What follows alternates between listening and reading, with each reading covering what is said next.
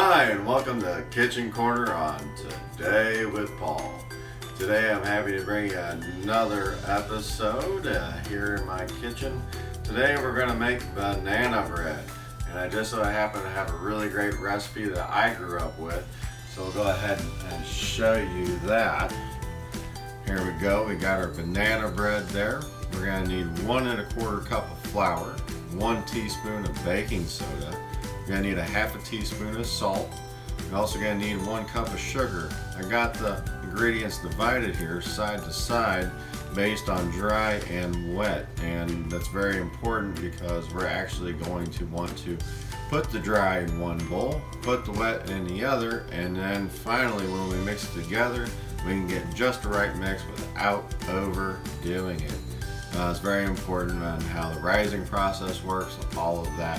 Of course, on this side we have 2 eggs. We're going to need a half a cup of oil, and of course we're also going to need 3 bananas. Imagine that, we need banana for a banana bread.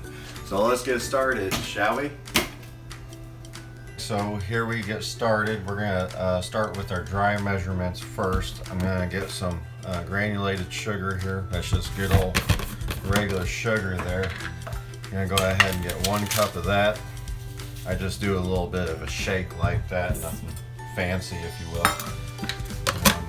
That I'm not too precise on. The flour is where I'm going to do that to you.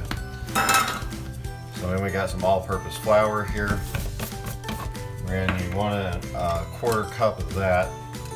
And what I like to do is take the flat end of a knife there to tamper down and scrape off excess. So we'll go ahead and do that. There's our 1/4. And now here we go for the cup.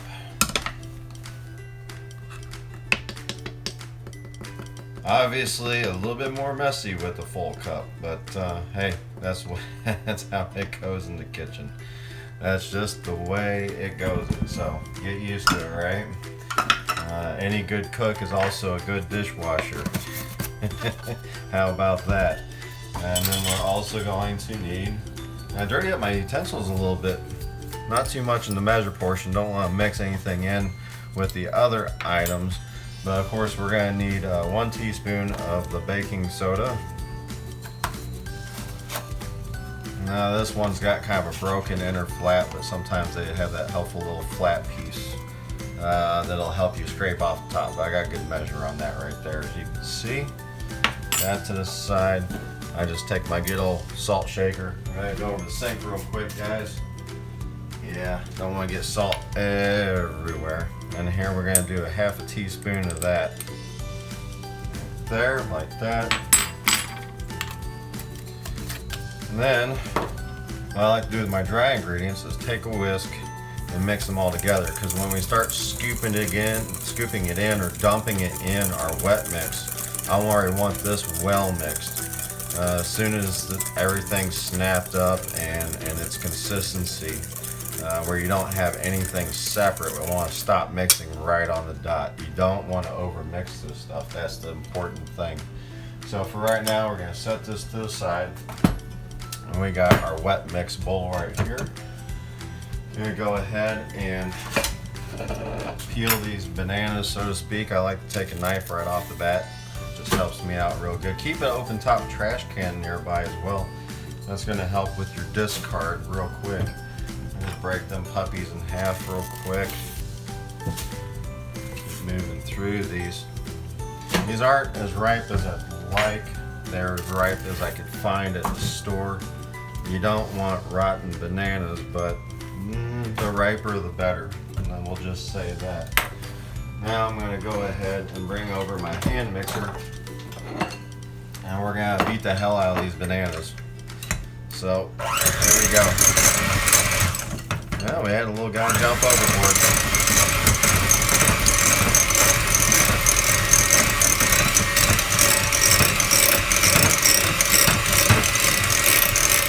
There we go, now we're starting to get there.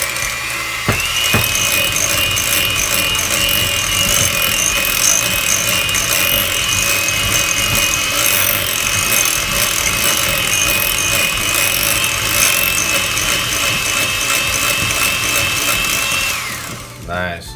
Now keep in mind you can beat up your liquids just about as much as you want before you add the dry ingredients. My mind's on the dry part, and I can't wait to get that dry part in and do the do there. Of course, we're going to need our 2 eggs. Go ahead and crack those on in. You know what?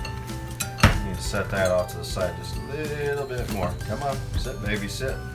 I see the issue. We got that flour too close. All right. Come on. So much for camera ready. This egg did not want to crack very easy, but no eggshells, so that's good. Don't want no shells in this bad boy. I'm gonna go wash up real quick. Don't want no salmonella. So one of my former co-workers used to say, Sammy, you'll get that Sammy. We don't want no salmonella, so we don't want to do that. Here we're gonna do some half a cup of the oil. Let's see, right over here. And why am I not using a cup like the other ones when I measure? Why not? Some of you may ask. Others of you will already know there's a difference between wet and dry measuring cups. Well, this shows how it happens to be a wet measuring pitcher. So I don't have specifically wet measuring cups, but I'm going to get as specific as I can, and I will keep one of these on hand. After you use industrial equipment, you can't help but go to the local GFS marketplace or somewhere like that and get some good quality industrial equipment. So that's love them Cambro measuring pitchers. I mean, here we go. We're going to go ahead and beat this up again.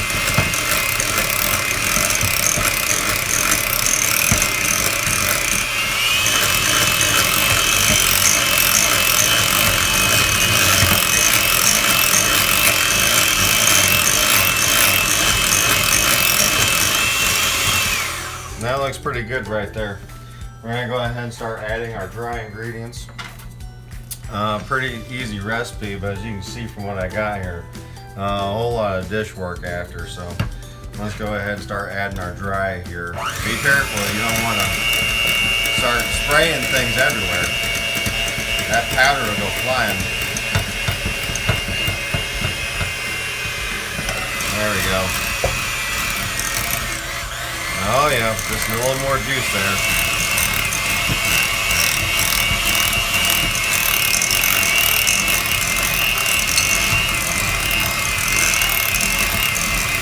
And then, there we go. There you go, we got our banana bread batter. So, I like to keep a handy dandy plate on hand. I don't want to get goo all over the counter. And transfer this over to that. Now our next step. Next step is I'm going to wipe up some of this egg goo off the counter. That's my next step. I don't want to get no Sammy. We don't want no Sammy.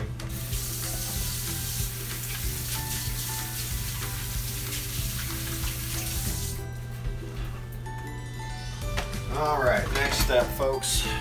Here we go. Nice baking pan, use what you like. I happen to like the glass Pyrex. Metal is also fine, does not matter for the method I'm using. Not familiar with the stone pan so much. So that you will not learn from me, at least not today. You never know where the channel's gonna go and grow. So you're gonna take some more of this all-purpose flour and you're gonna pop it in there. And yeah, they just tad more. This is the wasteful part.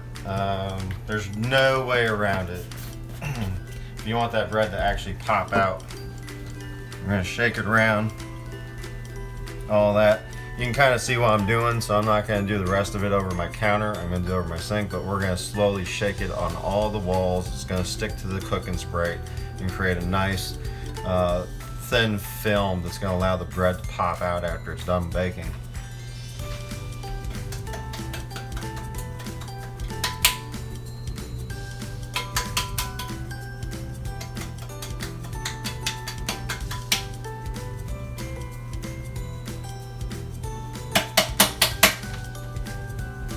There you go. All nice and floured up, ready to roll. I did neglect to put one thing on the counter I need, but well, luckily enough, it's an easy grab. My handy dandy spatula, all nice and stained up, but yeah, that means I'm cooking. I'll be cooking. Go ahead and pour this batter in here.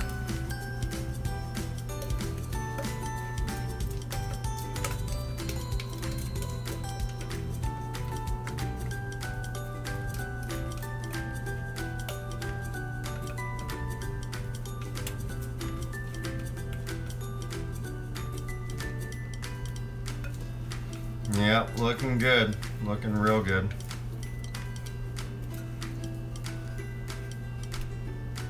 Okay, there you go. And I also just realized, I'm not sure if I mentioned, although it was on the recipe card, I'm going to bake this at 325 for approximately 1 hour to an hour and 25 minutes.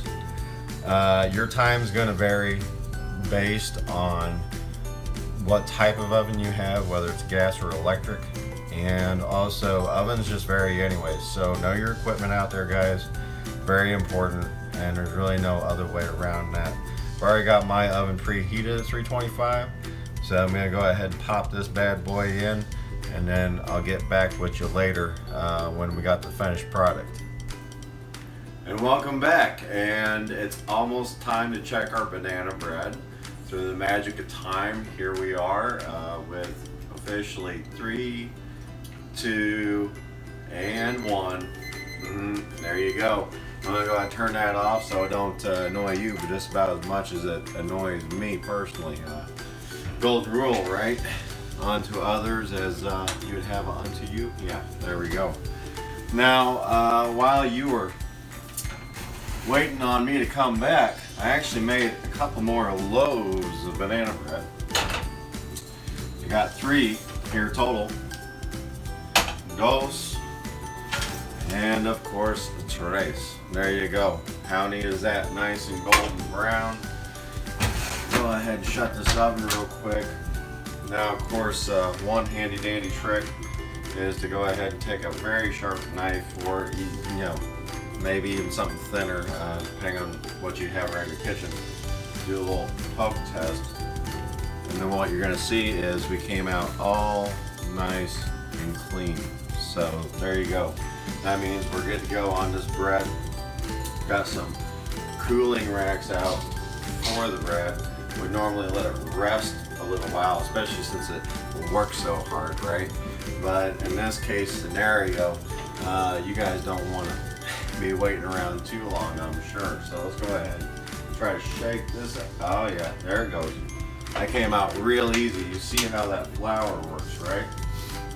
And that works real well. Now you get a little bit of coating around. I mean, it's nothing crazy. Maybe a couple hot spots where the bread kind of, didn't bake down all the way, if you will. This feels really nice and firm and everything, just like it should. So how about we go ahead and dig in here and see what we got. Oh yeah. Oh, what a beaut. Yeah, look at that. Oh man, look at that steam coming off of there. This is hot. This is straight out of the oven, guys. So I hope you're enjoying that. Be careful out there. Yeah, this is really hot. So I'm going to take just a little nibble here. They say back in the States, I'm going to dink it and sink it here. So bon appetit.